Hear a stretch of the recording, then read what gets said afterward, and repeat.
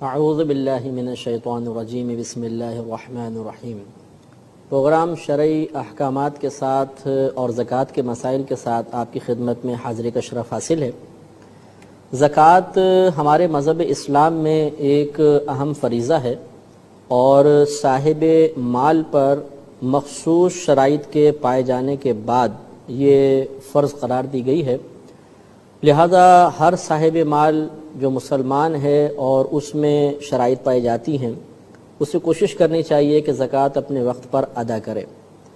لازم سی بات ہے کہ زکوٰۃ کی ادائیگی کب اس پر واجب ہے کب نہیں، اور شرائط اس میں پائی جاتی ہیں یا نہیں پائی جاتی، ایک مسلمان اسی وقت جان سکتا ہے جب اسے ان تمام شرائط کا علم ہو۔ لہذا حقیقتاً ہر عاقل بالغ مسلمان مرد و عورت پر جو تھوڑا بہت بھی مال رکھتا ہے، ان مسائل کا سیکھنا یعنی زکوٰۃ کے مسائل کا سیکھنا فرض ہے۔ اگر ان مسائل میں کوتاہی ہوئی یعنی ہم نے مسائل نہیں سیکھے اور ان مسائل سے ناواقفی کی بنا پر زکوٰۃ کی ادائیگی میں کسی قسم کی کوتاہی رہ گئی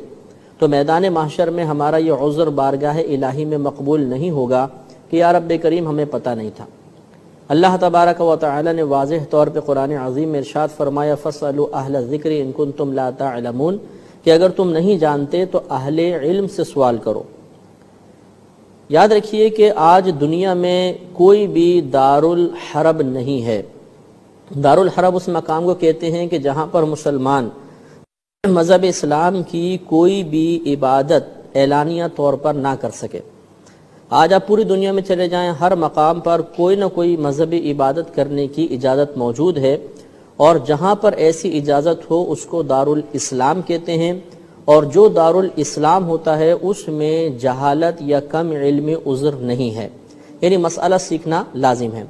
لہذا زکوٰۃ کے مسائل، اس کے بارے میں جمیع تفاصیل، اس کے بعد اپنا محاسبہ اور اس کے بعد زکوٰۃ کی ادائیگی کا عمل اختیار کرنا، یہ سب ہم پر لازم ہے۔ تو ہم سب سے پہلے زکوٰۃ کی تعریف آپ کی خدمت میں عرض کرتے ہیں کہ زکوٰۃ دراصل مال کی مخصوص مقدار پورے ہونے کے بعد اس میں سے ایک مخصوص مقدار نکال کر ایک مخصوص فرد کو اس کا مالک کر دینا ہے، اس طرح کہ دینے والا اپنا نفع بالکل جدا کر لے۔ تو اس تعریف میں آپ نے چند چیزیں دیکھیں، ایک یہ کہ مال کی مخصوص مقدار ہوگی، وہ آپ کو بتائی جائے گی، پھر اس میں سے بھی ایک مخصوص مقدار نکالی جائے گی، وہ بھی آپ کو بتائی جائے گی، پھر ایک خاص فرد کو ہی دے سکتے ہیں، اس خاص فرد میں کیا کیا شرائط ہوں گی وہ بتایا جائے گا، پھر اس کو مالک بنانا لازم ہے، اور اس کے بعد اس طرح مالک بنائیں کہ اپنا نفع ہم بالکل جدا کر لیں۔ جب یہ تمام چیزیں پائی جائیں گی تو زکوٰۃ کی ادائیگی مکمل ہو جائے گی۔ یہ تعریف کامل طور پہ اسی وقت سمجھ میں آئے گی جب ہم زکوٰۃ کی شرائط پر تفصیلی کلام کر لیں گے، اور پھر ہمیں معلوم ہوگا کہ اس تعریف کے مطابق زکوٰۃ کی ادائیگی کا کیا مطلب ہے۔ لہذا اس سے پہلے کہ میں زکوٰۃ کی شرائط کی جانب آؤں، پہلے ہم زکوٰۃ کے شرعی حکم پر غور و تفکر کر لیتے ہیں۔ یاد رکھیے کہ جس شخص میں زکوٰۃ کی شرائط پائی جائیں اس پر زکوٰۃ کی ادائیگی فرض ہے، چونکہ اس کی فرضیت قرآن عظیم کی واضح اور قطعی آیات سے ثابت ہے۔ لہذا اگر کوئی زکوٰۃ کی ادائیگی کا انکار کرے گا کہ زکوٰۃ ہم پہ فرض نہیں ہے، ہم ادا نہیں کرتے ہیں، یعنی ادائیگی سے انکار کا مطلب ہے فرضیت سے انکار، تو اگر کوئی فرضیت سے انکار کر دے گا تو وہ شخص دائرہ اسلام سے خارج ہو جائے گا۔ اور اگر کوئی ادائیگی میں کوتاہی کا مرتکب ہو کہ زکوٰۃ اس پہ فرض ہو گئی ہے لیکن وہ جان بوجھ کے ڈیلے کر رہا ہے، دیر کرتا ہے، سستی اختیار کرتا ہے، تو ایسا شخص فاسق ہے، فاجر ہے، گناہگار ہے، اور شرعی لحاظ سے اس کی گواہی معتبر نہیں ہے۔ نبی کریم صلی اللہ علیہ وسلم نے ایک طویل حدیث میں ارشاد فرمایا، جس کو امام مسلم رحمۃ اللہ علیہ نے مسلم شریف میں نقل کیا، کہ جو شخص سونے اور چاندی سے اللہ تبارک و تعالی کا حق ادا نہیں کرتا تو برود قیامت یہی سونا اور چاندی ٹکڑوں کی شکل میں لائی جائے گی اور اسے جہنم کی آگ میں گرم کیا جائے گا، اور پھر ان ٹکڑوں سے قیامت کے دن اس کی پیشانی، اس کی پیٹھ اور اس کے سینے کو داغا جائے گا۔ اب آپ خود سوچ لیں کہ تمام مخلوق کھڑی ہوگی اور اس کے سامنے یہ داغنا ہوگا، اور یہ جہنم کے اندر نہیں ہے بلکہ نبی کریم صلی اللہ علیہ وسلم نے فرمایا کہ یہ اس دن میں یہ عمل ہوگا جس کی مقدار 50,000 سال کے برابر ہے، اور اس کے بعد اللہ تعالیٰ چاہے تو اس کو جنت میں داخل کر دے اور چاہے تو جہنم میں ڈال دے۔ اس سے معلوم ہوا کہ زکوٰۃ کی ادائیگی نہ کرنے کی بنا پر اگر اللہ تبارک و تعالی ناراض ہوا اور اس نے عذاب میں مبتلا کر دیا تو سب سے پہلا عذاب میدان محشر میں ہی شروع ہو جائے گا، اور اس وقت آدمی سب کے لیے تماشا بن جائے گا۔ تو ذی شعور صاحب عقل اور سمجھدار شخص کے لیے یہ قطعاً مناسب نہیں کہ وہ تھوڑے سے پیسہ بچانے کے لیے اپنے آپ کو آخرت کی اس ذلت میں مبتلا کر دے، لہذا زکوٰۃ کا حساب کرنا بہت ضروری ہے۔ حضرت ابوبکر صدیق رضی اللہ تعالی عنہ کے دور میں، یعنی جب نبی کریم صلی اللہ علیہ وسلم کا انتقال ہوا تو بعض عرب قبائل نے زکوٰۃ کی فرضیت سے انکار کر دیا تھا، تو حضرت ابوبکر صدیق رضی اللہ تعالی عنہ نے ان کے خلاف باقاعدہ جہاد کیا تھا۔ اس سے معلوم ہوا کہ زکوٰۃ کی ادائیگی انتہائی اہم فریضہ ہے، حالانکہ وہ لوگ جنہوں نے زکوٰۃ کی فرضیت کا انکار کیا تھا وہ باقی احکام اسلامیہ کا انکار نہیں کر رہے تھے، باقاعدہ کلمہ پڑھتے تھے، کلمہ گو تھے، لیکن اس کے باوجود حضرت ابوبکر صدیق رضی اللہ تعالی عنہ نے زکوٰۃ کے انکار کی بنا پر ان کے خلاف جہاد فرمایا۔ اس سے معلوم ہوا کہ اگر کوئی قوم آج کے دور میں بھی زکوٰۃ کی ادائیگی میں کوتاہی کرے اور واقعی حکومت اسلامیہ ہو تو حاکم اسلام پر لازم ہوگا کہ ان کی گرفت کرے اور ان سے زکوٰۃ لے، اور اگر کوئی زکوٰۃ کا انکار کرے تو پھر اس کے مطابق شرع احکام کے مطابق اس کے ساتھ معاملہ کیا جائے گا۔ قرآن عظیم میں اللہ تبارک و تعالی نے زکوٰۃ کا واضح طور پہ حکم دے دیا، اقیموا الصلاۃ وآتوا الزکاۃ، کہ نماز قائم کرو اور زکوٰۃ ادا کرو۔ چنانچہ چونکہ آتوا الزکاۃ یہ امر کا صیغہ ہے، اور فقہ حنفی کے روح سے امر جب بھی آتا ہے اگر وہ مطلق ہو، اس کے اندر آگے پیچھے کوئی فوائد کی بات،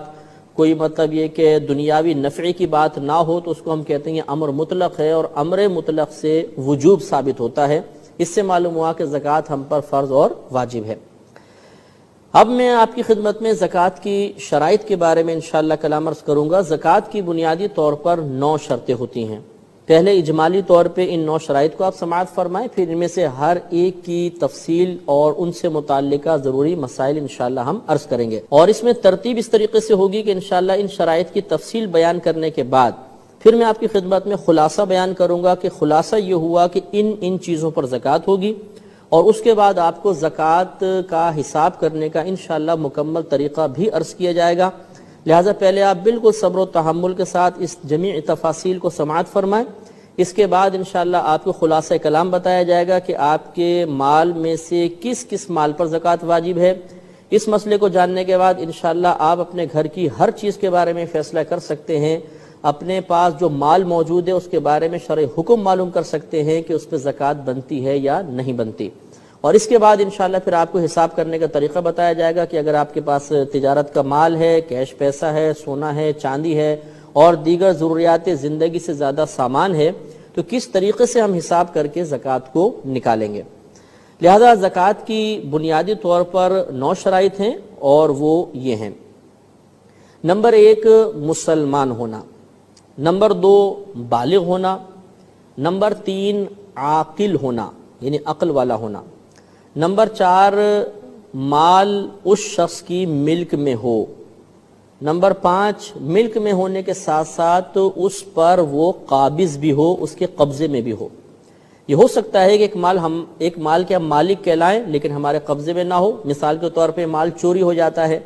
اب اس مال کے ہم مالک ہیں لیکن وہ قبضے میں نہیں ہیں، تو اس لیے چوتھی شرط یہ ہوتی ہے کہ آدمی اس مال کا مالک ہو، اور 5واں یہ کہ وہ مال اس کے قبضے میں بھی ہو۔ چھٹی شرط یہ ہوتی ہے کہ جو ہمارے پاس مال ہے جس پر زکوٰۃ بنے گی وہ قرض سے فارغ ہونا چاہیے، یعنی ہم پر کوئی قرضہ وغیرہ نہ ہو، یہ ضروری ہے۔ 7واں یہ کہ وہ جو پیسہ ہے یہ حاجت اصلیہ سے زائد ہونا چاہیے، یعنی پیسے سے مراد جو بھی ہم مال پہ زکوٰۃ ادا کر رہے ہیں یہ مال حاجت اصلیہ سے زائد ہونا چاہیے۔ حاجت اصلیہ کسے کہتے ہیں یہ انشاءاللہ پوری تفصیل ہم آگے عرض کریں گے۔ 8واں وہ مال بڑھنے والا ہونا چاہیے جس کو شرعی اصطلاح میں مال نامی کہا جاتا ہے، یعنی بڑھنے والا مال۔ اور 9واں یہ کہ اس مال پر پورا 1 سال گزر چکا ہو، تو یہ 9 شرطیں ہو گئیں. نمبر 1 مسلمان ہونا، نمبر 2 بالغ، نمبر 3 عاقل ہونا، نمبر 4 اس مال کا مالک ہونا، نمبر 5 اس پر قابض ہونا، نمبر 6 جو زکوٰۃ ادا کرنا چاہتا ہے وہ قرض سے فارغ ہو، نمبر 7 وہ مال حاجت اصلیہ سے زائد ہو، نمبر 8 وہ مال بڑھنے والا ہو، اور نمبر 9 اس مال پر پورا 1 سال گزر چکا ہو. اب ہم اس کی تفصیل پر آتے ہیں. نمبر 1 مسلمان ہونا. معلوم یہ ہوا کہ زکوٰۃ فقط مسلمان کے مال پر ہوگی، لہذا اس سے یہ مسئلہ بھی معلوم ہو گیا کہ ایک شخص جو بہت زیادہ مثلا ارب پتی ہے، کروڑ پتی ارب پتی ہے لیکن کافر ہے، پھر وہ اسلام قبول کرتا ہے، تو جب وہ مسلمان ہوا اس کے بعد اس کا زکوٰۃ کا سال شروع ہوگا. زمانہ کفر میں چاہے کتنا ہی اس کے پاس مال تھا اس پر زکوٰۃ لازم نہیں ہوگی. اس کے علاوہ یہ بھی یاد رکھیں کہ چونکہ مسلمان ہونا شرط قرار دے دیا گیا، لہٰذا دارالاسلام میں، جیسے کہ میں نے پہلے آپ کو بتایا کہ پوری دنیا اب تقریباً دارالاسلام ہے، کہیں دارالحرب ہمیں نظر نہیں آتا، لہٰذا اب مسلمان اگر ہے اور اس کے پاس مال موجود ہے تو زکوٰۃ اس پہ بن جائے گی، چاہے اسے زکوٰۃ کی فرضیت کا یا اپنے اوپر زکوٰۃ کے واجب ہونے کا علم ہو یا نہ ہو. جیسے ہماری مشاہدے میں اکثر بات آتی ہے کہ گھر کی خواتین ہوتی ہیں، ان پہ زکوٰۃ بن چکی ہوتی ہے، لیکن ایک عام عوامی تصور ہوتا ہے کہ زکوٰۃ تو جی گھر کے سرپرست نکالیں گے، زکوٰۃ تو فلاں بیٹا نکالے گا، اور والدہ سال ہر سال سے زکوٰۃ نہیں نکالتی ہیں. تو اگر وہ مسلمان ہیں تو عالم ہونا جاہل ہونا برابر ہے، ہر ایک پر زکوٰۃ واجب ہوگی، کسی کی جہالت کی بنا پر زکوٰۃ کی فرضیت ساقط نہیں ہو سکتی ہے. اس کے بعد بالغ ہونا اور عاقل ہونا. بلوغت آپ کو معلوم ہے، ہم نے پہلے بھی بارہا مختلف پروگرامز میں اس کی تعریف عرض کی کہ لڑکے کے لیے بالغ ہونے کی عمر 12 سے 15 سال کے درمیان ہے. جب 12 سے 15 سال کے درمیان اس کو احتلام وغیرہ ہو جائے یا دیگر آثار بلوغت ظاہر ہو جائیں تو وہ بالغ ہو جائے گا، اور اگر یہ آثار ظاہر نہیں ہوئے، اسے احتلام ہونا یاد نہیں، تو 15 سال کے بعد ہم اسے بالغ ہونے کا حکم دے دیں گے. اور لڑکی میں بلوغت کی عمر 9 سے 15 سال کے درمیان ہوتی ہے. اس دوران جب کبھی اسے حیض آ جائے یا اس کو احتلام وغیرہ ہو جائے یا دیگر آثار بلوغت ظاہر ہو جائے وہ بالغہ کہلائے گی. اور اگر اسے بھی ان چیزوں کے بارے میں علم نہیں ہے یا ایسے واقعات ظہور پذیر نہیں ہوئے تو 15 سال کے بعد ہم اسے بالغ ہونے کا حکم دے دیں گے. لہذا بالغ ہونا یہ ضروری ہے. نابالغ پر زکوٰۃ واجب نہیں ہوتی، چاہے وہ کروڑوں پتی ہی کیوں نہ ہو. مثال کے طور پہ ایک نابالغ بچہ، اس کے دادا کا انتقال ہوا اور دادا کے ترکے میں سے اسے ہزارہ روپے مل گئے، تو اس بچے پہ کوئی زکوٰۃ واجب نہیں ہوگی، کیونکہ جب تک آدمی بالغ نہ ہو اس پر زکوٰۃ لازم نہیں ہوتی ہے. اسی طرح عاقل ہونا، صاحب عقل ہونا بھی لازم ہے. لہذا معلوم ہوا کہ مجنون اور پاگل چاہے کتنا ہی مالدار کیوں نہ ہو اس پر بھی زکوٰۃ لازم نہیں ہوگی. چوتھی شرط ہم نے بتائی تھی کہ جو مال ہے بقدر نصاب مال ہونا چاہیے اور اس کی ملک میں ہو. تو پہلے اس میں اب 2 باتیں میں آپ کو بتاتا ہوں کہ ایک تو مال بقدر نصاب کا کیا مطلب ہوتا ہے اور دوسرا اس کی ملک میں ہونے کا کیا مطلب ہے. تو یہ انشاءاللہ جب آگے تفصیل اور بھی آئے گی، لیکن یہ یاد رکھیے کہ مثلا اگر کسی کے پاس سونا ہے تو 7.5 تولہ سونا یہ ایک ایسی مقدار ہے کہ جس کے پاس یہ مقدار ہو اور اس پر سال گزر جائے تو زکوٰۃ واجب ہو جاتی ہے. تو مال کی وہ مقدار کہ جو سال بھر تک ہمارے پاس رہے تو زکوٰۃ لازم ہو جائے، اسے مقدار نصاب کہتے ہیں. لہذا سونے کی نصاب کی مقدار 7.5 تولہ وزن ہے. چاندی کے اندر 52.5 تولہ چاندی یہ مقدار نصاب ہے. اگر کیش پیسہ وغیرہ آپ کے پاس ہے، نوٹ وغیرہ ہیں، تو ہم یہ دیکھیں گے کہ اگر اتنے نوٹ ہوئے جس سے 52.5 تولہ چاندی خریدی جا سکتی ہو، اور یہ تقریباً 9,500 10,000 تک کیش بنتا ہے، کیونکہ چاندی کے ریٹ اوپر نیچے ہوتے رہتے ہیں، لہٰذا ہم کوئی ایکوریٹ تو مقدار نہیں بتا سکتے، لیکن اتنا ضرور ہے کہ آپ اگر سنار سے معلوم کر لیں جس وقت آپ زکوٰۃ کی ادائیگی کرنا چاہتے ہیں یا یہ معلوم کرنا چاہتے ہیں کہ مجھ پر یہ جو چاندی میرے پاس موجود ہے اس پر سال شروع ہو رہا ہے کہ نہیں، تو اس وقت آپ جا کر معلوم کر لیں کہ 52.5 تولہ چاندی کی قیمت کتنی ہے. تو اگر ایک تو 52.5 تولہ چاندی ہو یا اگر کیش پیسہ ہے تو چاندی کی قیمت معلوم کر کے آ جائیں اور پھر وہ دیکھ لیں کہ پیسہ اگر اتنا ہے تو آپ پر سال شروع ہو جائے گا. تو بہرحال چاندی کے اندر 52.5 تولہ چاندی یہ مقدار نصاب ہے. اور اگر پیسہ ہے کیش وغیرہ تو اس کے اندر بھی 52.5 تولہ چاندی کی قیمت دیکھی جاتی ہے۔ اسی طرح اگر آپ کے پاس مال تجارت ہے، یعنی کچھ ایسا مال ہے جسے آپ نے بیچنے کی نیت سے ہی خریدا تھا، وہ مال تجارت کہلاتا ہے۔ اس میں بھی حکم یہ ہوتا ہے کہ اگر وہ مال تجارت اتنی مقدار میں ہے یا اتنی مالیت کا ہے جس سے آپ 52.5 تولہ چاندی خرید سکتے ہیں تو یہ مال تجارت میں مقدار نصاب کہلائے گی۔ خلاصہ کلام یہ ہوا کہ مقدار نصاب کا تعلق سونے سے ہے، چاندی سے ہے، کیش روپیہ ہو یا مال تجارت ہو، اور اس کے اندر حساب وہی ہے کہ اگر خالصتاً سونا ہے تو 7.5 تولہ سونا، چاندی ہے تو 52.5 تولہ چاندی، اگر روپے ہیں تو 52.5 تولہ چاندی کی مالیت کا اعتبار ہوگا۔ اسی طرح مال تجارت ہے تو ہم دیکھیں گے کہ اس کی قیمت 52.5 تولہ چاندی کے برابر یا زیادہ ہے یا نہیں۔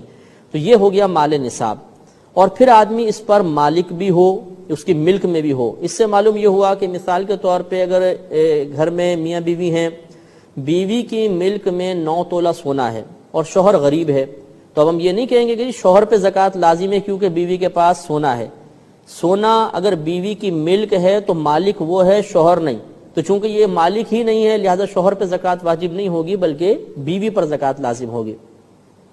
پھر اس کے بعد اگلی شرط تھی کہ اس مال پر وہ قابض بھی ہو، لہذا اگر یہ مال اس کے قبضے میں نہیں ہے تو پھر اس پر اتنے عرصے کی زکوٰۃ لازم نہیں ہوگی۔ اس کی چند صورتیں ہیں، مثال کے طور پر کسی کا مال چور چوری کر کے لے گئے،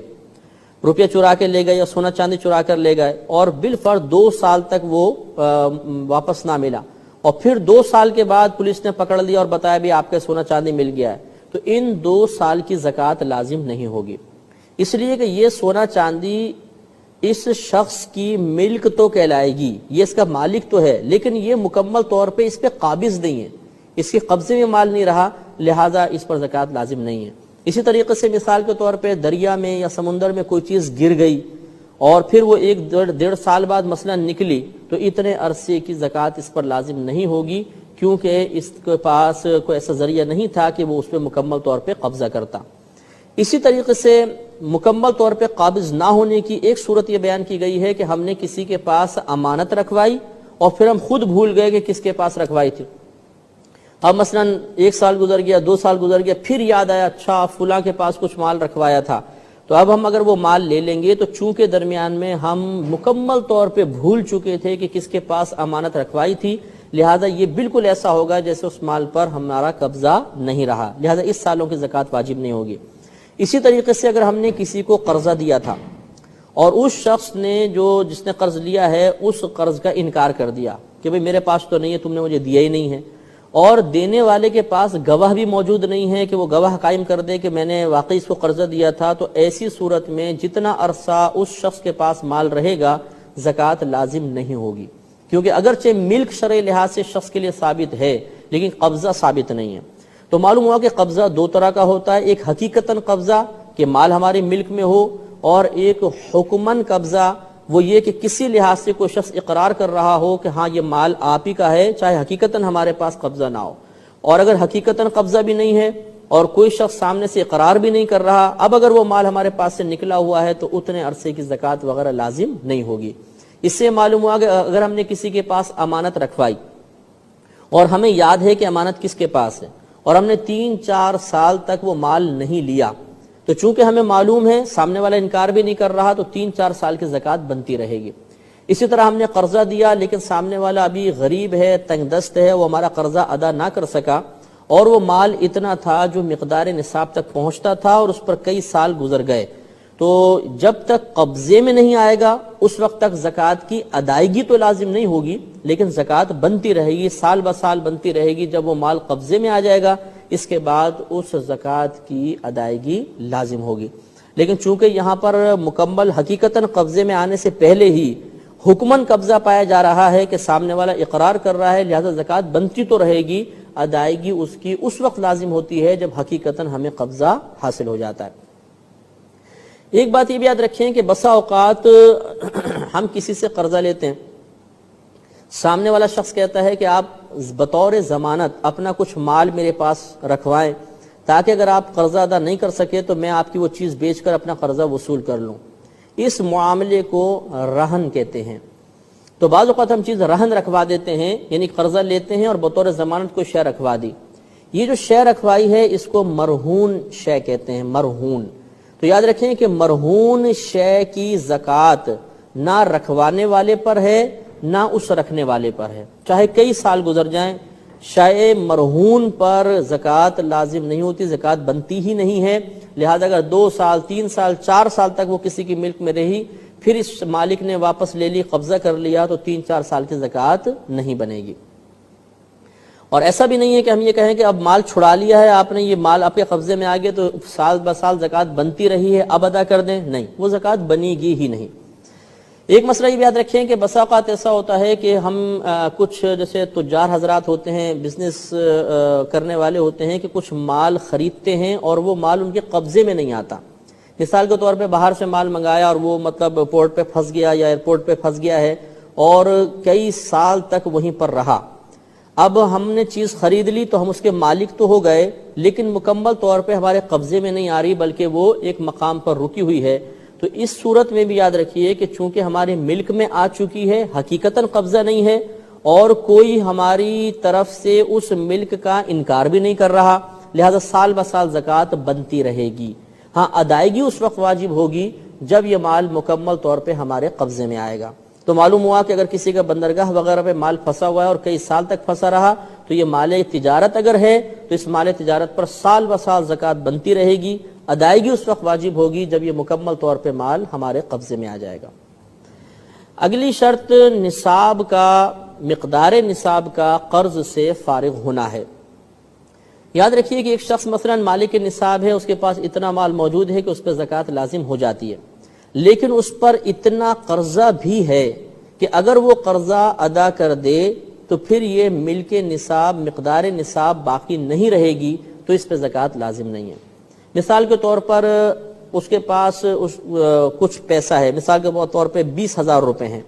اب اس سے 52.5 تولہ چاندی آرام سے آ سکتی ہے اور اس پہ پورا سال بھی گزر گیا، لیکن سال تمام ہونے سے پہلے اس کے پاس اس پہ اتنا قرضہ تھا، مثال کے طور پہ 1 لاکھ 2 لاکھ روپے قرضہ ہے. تو اب 20,000 روپے پہ اگرچہ سال گزرا، لیکن ساتھ ساتھ اس پہ لاکھوں روپے قرضہ بھی ہے، اور اگر وہ لاکھوں روپے قرضہ ادا کر دے تو یہ 20,000 سے تو ہو بھی نہیں سکتا، اور پھر اس کے پاس تو بالکل مال ہی نہیں بچے گا. لہٰذا ہم یہ کہیں گے کہ جو اس وقت موجودہ مال ہے چونکہ قرضے میں مستغرق ہے، گھرا ہوا ہے، لہٰذا اس شخص پہ زکوٰۃ لازم نہیں ہوگی.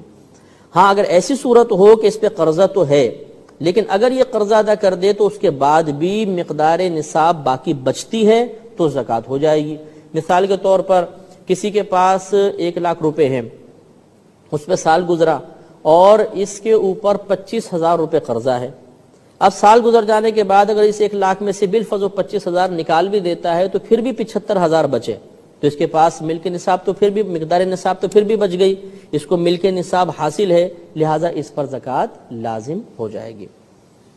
اب چونکہ ہمارے پروگرام کا وقت تقریباً ختم ہو چکا ہے، تو انشاءاللہ تعالی بقیہ شرائط پر اور اس کے بعد بقیہ مسائل پر آئندہ پروگرام میں ہم کلام کریں گے. اس وقت تک کے لیے اجازت مرحمت فرمائیں. وآخر دعوانا ان الحمدللہ رب العالمین.